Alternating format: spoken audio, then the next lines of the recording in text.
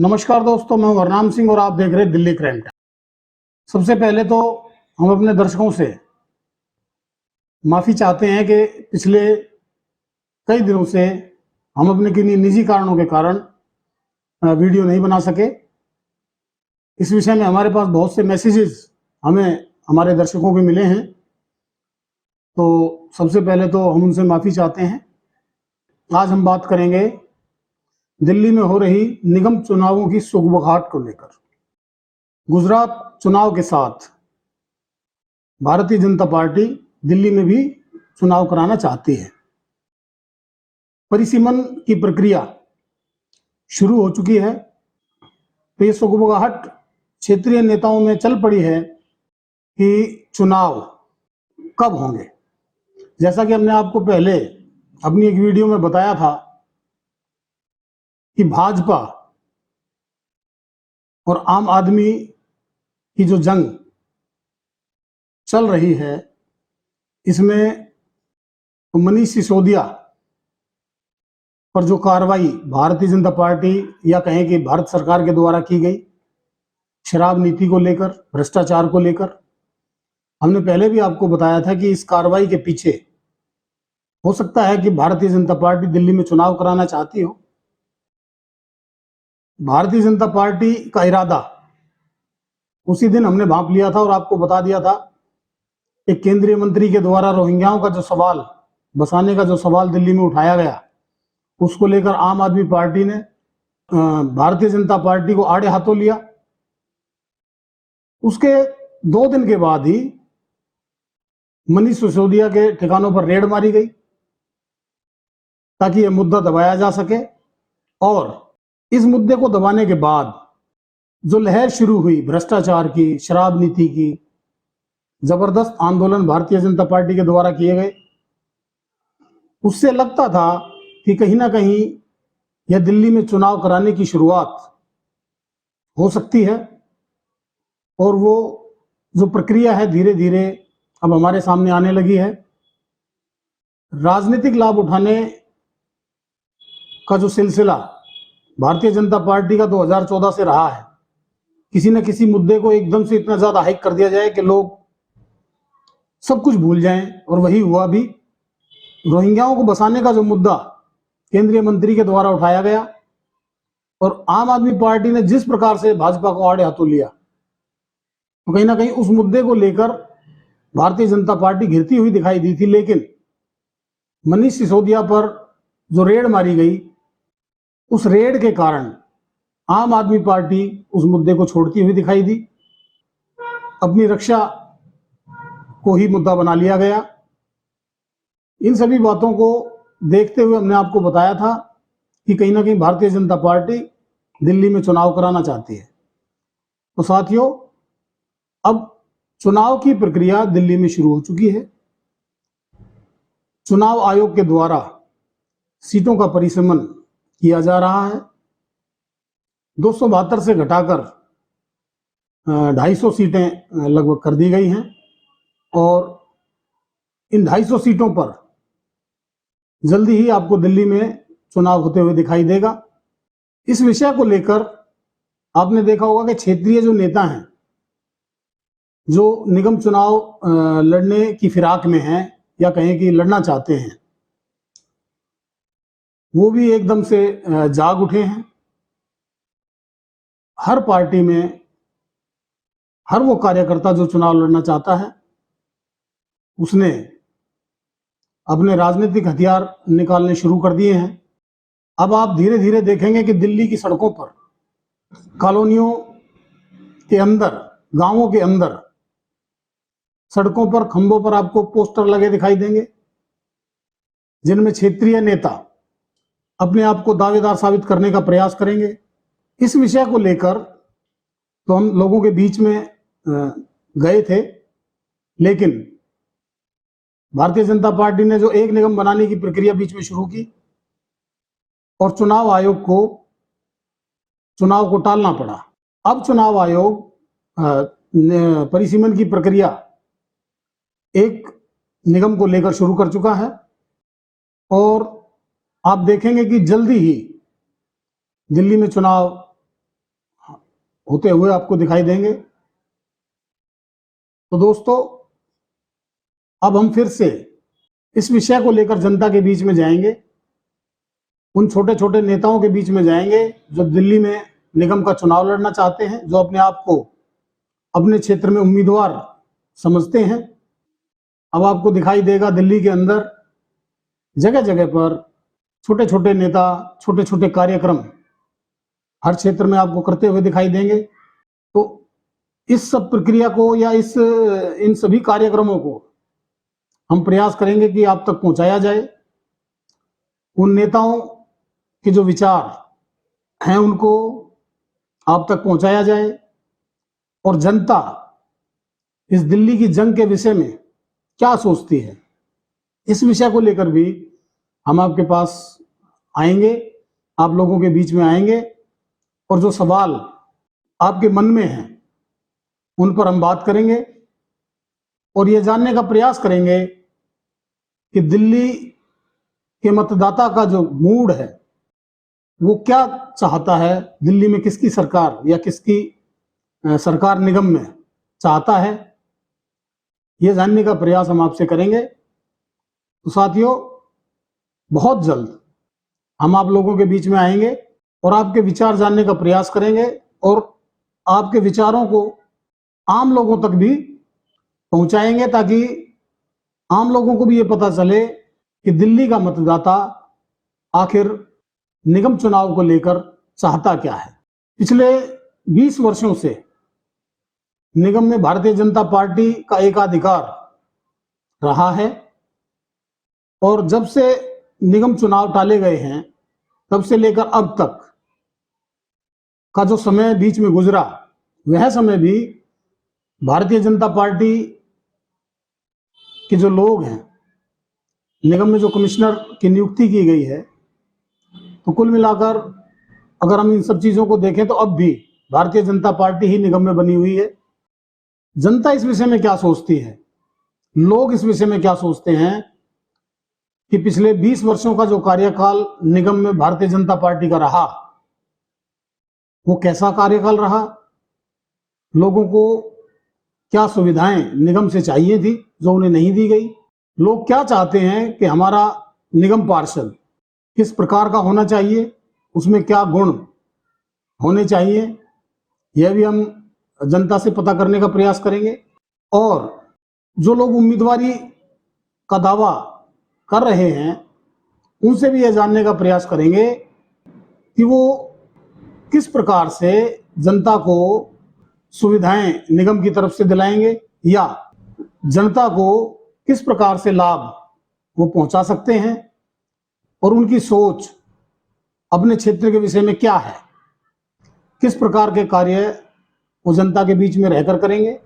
क्योंकि आपने देखा होगा कि जैसे ही चुनावों की हवा चलती है, चाहे वो एमएलए के चुनाव हो, एमपी के चुनाव हो या निगम के चुनाव हो, जैसे ही चुनावों की हवा किसी क्षेत्र में चलती है या किसी प्रदेश में या देश में चलती है, तो पार्टियों के पास एक बहुत बड़ा नेटवर्क होता है जो क्षेत्र में काम कर रहे नेताओं को ऑब्जर्व करता है कि कौन नेता सीट निकाल सकता है।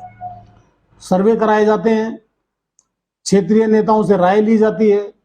उन्हीं सब के बीच में कुछ ऐसे लोग भी हैं जो पार्टियों के बीच में, जो पार्टियों के अंदर सीटों को लेकर सेटलमेंट करते हैं, रुपए पैसे का लेन देन किया जाता है, सीटों को बेचा जाता है पार्टियों के द्वारा।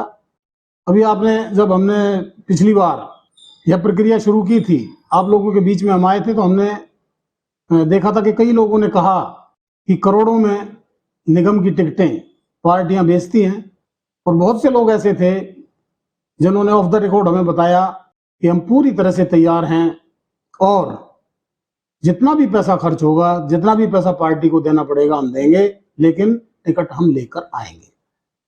तो दोस्तों, इस प्रकार का जो रवैया पार्टियों में है, जनता को इससे क्या लाभ मिलने वाला है, यह भी हम जानने का प्रयास करेंगे। क्योंकि जो उम्मीदवार करोड़ों रुपए देकर या लाखों रुपए देकर पार्टी से टिकट लेगा और लाखों रुपए चुनाव पर खर्च करेगा, क्या वो पहले उस पैसे को रिकवर नहीं करेगा जो उसने चुनाव से पहले खर्च किया है।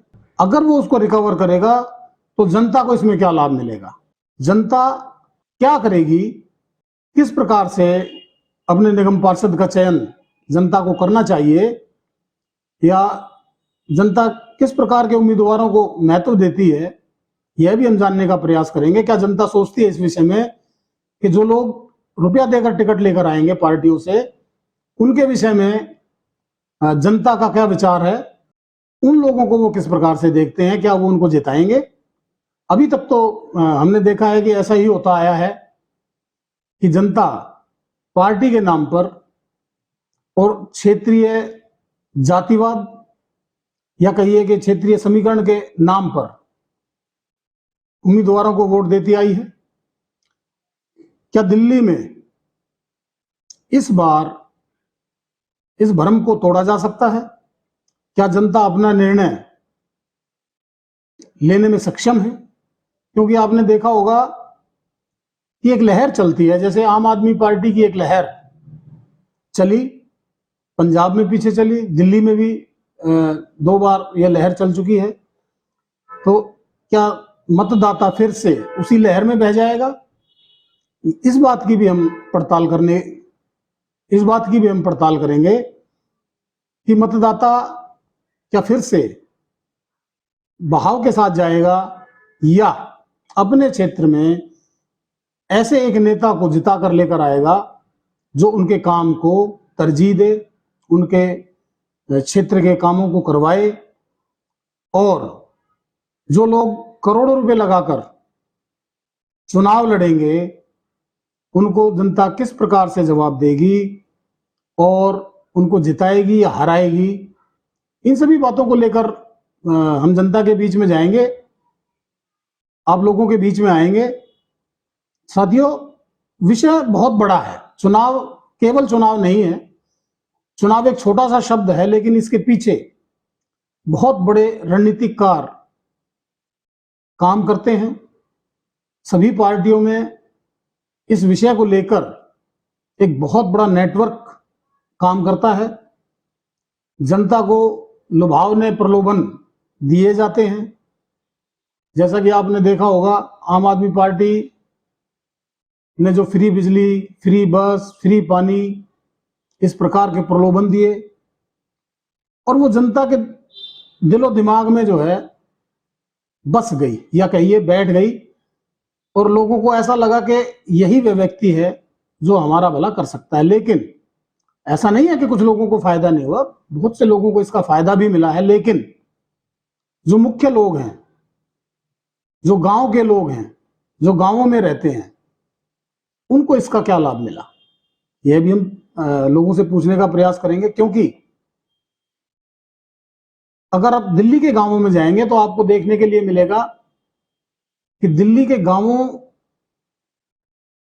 का जो स्ट्रक्चर है, जो ताना बाना है, वो इस प्रकार का है कि 90% लोग किराए पर आश्रित हैं, और उस किराए पर जो है सरकारें मार करना चाहती हैं। दिल्ली के जो मूल निवासी हैं उनको उस सब्सिडी से कोई लाभ हमें मिलता हुआ नहीं दिखाई देता है।